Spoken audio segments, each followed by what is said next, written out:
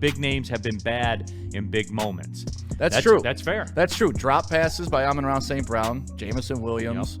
Yep. 13% win rate for Hutch since the end of October. I mean, Penei Sewell, like, he's played well this season, but there's been a couple big moments where he hasn't sealed his block. Like it's just been a comedy of mistimed errors. Yes. And all that shit can be cleaned up. And if they do, if J-Mo catches that fourth down, it's a different game. All these little things can shift the momentum. And then once you get that momentum on your side, who knows? Problem is you ain't got a lot of time to clean it up. No, you got 5 games. Dan Campbell been saying it you all got year. 5 games. Well, we got stuff to clean up after every game. Even after wins, he would say that. But well, yeah, that's you his run line. out of time. I know. Hold that thought. Hold that thought, Stick, about the 5 games. Alex Stewart, Packers, 100% on fourth down conversions to Detroit 0. They lioned the Lions. And yes, like, again, the fourth down thing's not linear either. No. Like, for the season, it is a plus. But I They are thought Terry plus points. I thought Terry brought up a good point about the fourth down thing. Like, this team is not last year's team, right? So that 1 yard that you need to get on fourth down, that was a given. That is a given, and just, hey, we're going to run to the right side and we got this. Like, that's no longer there this year. And I heard a stat, the Lions are 4th in the league for going for it, but 19th in the league on converting it. That's a problem. Woodward Sports, but again, plus points. They're plus points. You can shake your head, but it's a mathematical fact, bro. I'd love to see how this equation worked out in your head. Because when they don't get it and sacrifice points, are you doing that as -7 or -3? When they pass up a field goal, when they pass up a field goal to go for it, when they pass up a field goal to go for it, and drives where they go for it on fourth down that end in points that wouldn't have if they would have punted the ball. Yeah, it's a pretty wild equation. It seems very easy. Okay. Seems very easy. Huh? Woodward Sports chat thread. DNC-NT, it's not a roster thing, it's a personnel thing, so it's a roster thing. No, you misquoted me. It's an available personnel thing. The roster's good. We saw the roster. That roster went to the NFC Championship game, didn't it? It did.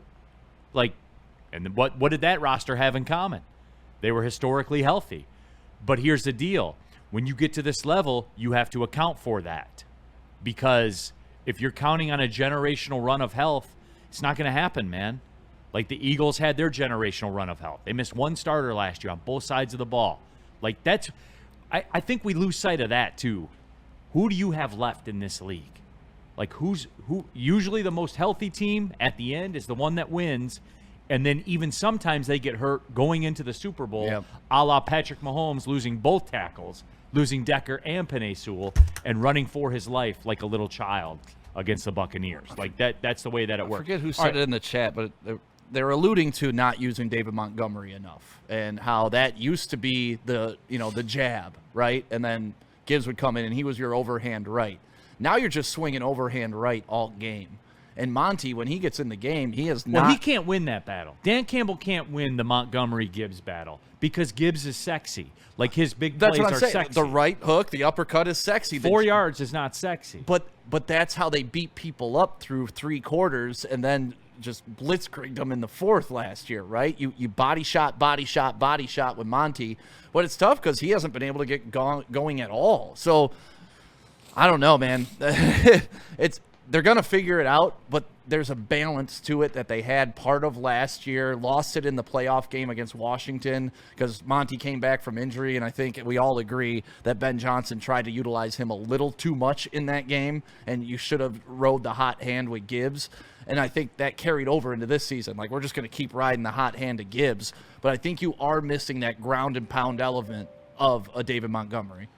I think it's losing Frank Ragnow and losing Ben Johnson. You can't run the offense the same way you did. You can't run the ball the same way you did. You don't have the personnel. You don't have the creativity. You don't have the game. And you've got evidence, Benny. Look at the Bears. Yeah, you've got evidence. The Bears are doing more with worse weapons, and you can't just run David Montgomery every time if he's getting hit in the backfield. Not every time. He's losing yards. But his carries are way down. Yep. Way down. Because your offensive line and your offensive scheme is not built to run the ball like that anymore because you lost it with Frank Ragnow and Ben Johnson.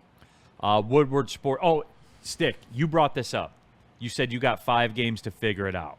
Yep. Really, these next 2. Well, Jarrett, you got 1 game to figure it out. You got one game tomorrow. You can lose one more game. Hutch and Goff This talked about it, wouldn't right? be the game to lose. Let's say that. This wouldn't be the game to lose. What do we have, Smee? We have Goff? Oh, we talking have about Hutch and Goff talking about it. it? Okay. Yeah. Can we run it? Yep. All right.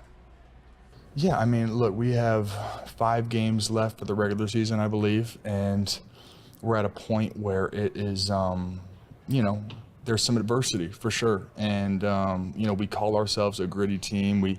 It's all over this building. It's what people say about us, but I think it's easy to be gritty when you're winning games and it's all sunshine and rainbows. But in these moments, when you're coming off a bad loss to a divisional opponent on Thanksgiving, it's just obviously none of us want that result. How can we come together and still make this season worthy of being remembered, And that's going to be the biggest thing, is taking it week by week. And that's how we attack it, is taking it week by week. And obviously Dallas we're putting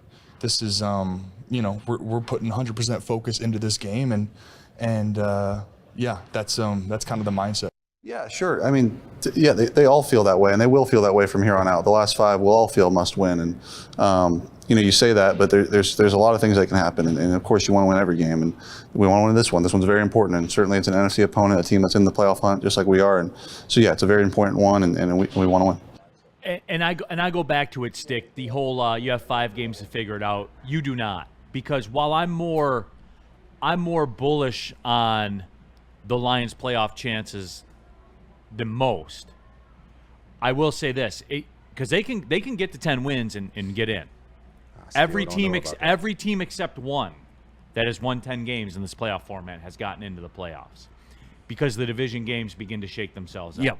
The Packers and the playing Bears, the Bears twice. Absolutely. Yep. Somebody loses, etc. So with that being said, you do not, even me, who thinks they can get in with 10 wins, tomorrow is a non-negotiable. It is a non-negotiable. The reason being, if you lose that game, someone else is in front of you now. The road becomes more difficult. I get that. You cannot allow somebody else to be in front of you. You just simply can't. But to finish with 10 wins, they can go 3-2 down the stretch. Correct. But it can't be this one, and it can't be the Bears. See, it can't be. It can't be. The Cowboys don't really matter. They're going to be past them. Yeah, no, they do matter. They are in the you chase right now. You have to keep them behind you. You have to. And that's where, like, we got 5 games left.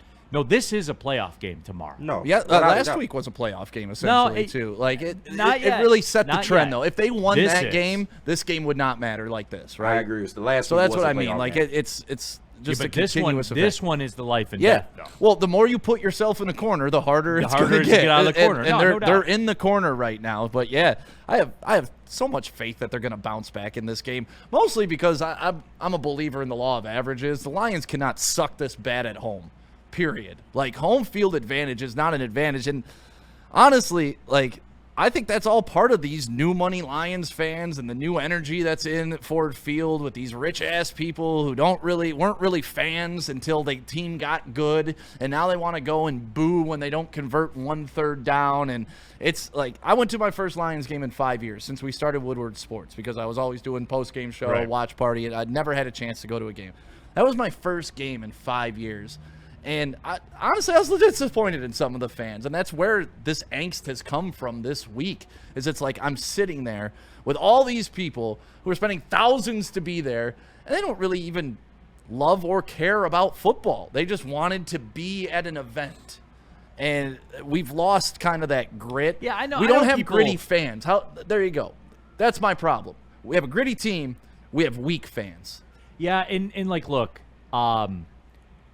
I'm kind of past that, because that's been the arc of every team in this town. Like when the Wings got good, that I know. Was before social media. But we've never Joe seen Louis this was with the place Lions, to be. though. When the Pistons got good, it was cool to be at the Palace. Now it's cool to be at the But Lions the Lions game have on your Grand. never been trendy in our entire existence. The Pistons have had their moments. We understand what those fans are like. The Wings have had their moments. We understand what those fans are like. The Lions have never had this type of moment where all the people come out of the muck that claim to be Lions fans, and then the minute it starts going not the way they think it should, turn into the loudest, most annoying part of a fan base I've ever seen. So, like, I just want people to enjoy this, but they just won't.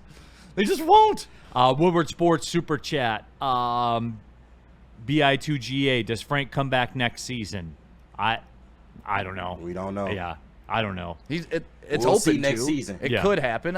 You would think so, right? If he wanted to come back this season, Right. may want to put in some work next season. Yeah. Dan Campbell said they have not talked about that at all. So Yeah, but they left it on the table. We'll see next season. They do have his rights for next year, too. Correct.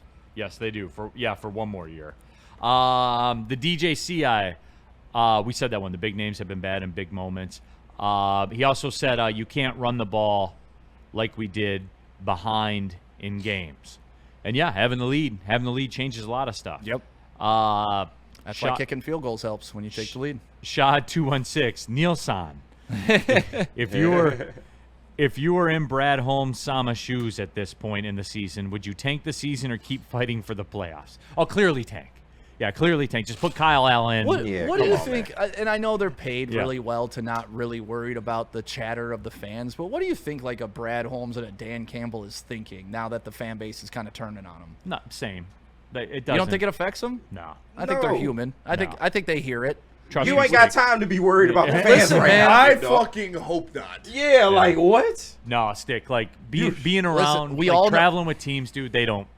You're telling me Brad Holmes, the guy that pulled out receipts on every reporter that was saying negative things about him, doesn't hear negative things? That's in the off season though. Like you can't do that shit in the middle of I'm the just year. saying they hear, all right, and they're human. So that's all. Mike G, I'd like some competition at the QB spot. Wait, Hendon Hooker? He was supposed to be the next guy, right? Ant-Man, hard to enjoy it. This team isn't good enough. Too many significant injuries. C0313. There will be no Django references. Right, All right. right. No use of the word quote cracker unquote. We're not Crack doing ass that. cracker. You and your crack ass. We're not doing that as well. That's still funny. KG, Don't look at me. He always wants the black man to bail him out. No, man. This is your show. These are your people. No, This is your chat. dude. Your people. These are your chat. Oh my god. no. It's like what do you say, man? Like Didn't Mike G, the DJ, didn't Mike G say the Lions should have had drafted JJ McCarthy? Probably. He might probably have. did say that. I ain't gonna- If he only might have. if only JJ could save us right now. If only he could. We can go Blimpy. get Tua. You want Tua? Go get Tua. We should have had Tua over Okuda. That is true. Yeah. Blimpy, Broncos and Patriots are winning, and their quarterbacks are rookies. Yes, because they didn't have a quarterback, and they had to take them. Correct. And how many rookie quarterbacks aren't succeeding? Quite a few. Quite a few. Quite as a matter few. of fact. Namely, J.J. McCarthy. Aha. The Jamarcus Russell of our generation, if you go by the stats. I was told arm strength and mobility is all you need to be a good quarterback. That is it. Mike G, JJ may have thrived in our system. Your thoughts, Benny? Could have. Need some more weapons, not just Justin Jefferson and Jordan Addison and TJ Hawkinson and Kevin O'Connell. And maybe if he had more, he would be an average quarterback. The Vikings have done JJ a disservice. That's fair. Yep. Oof. Yeah, handed him the keys to a Bentley. He drove it off a cliff. If Sam Darnold was mastering that offense, he should have been okay this year. was it a Bentley?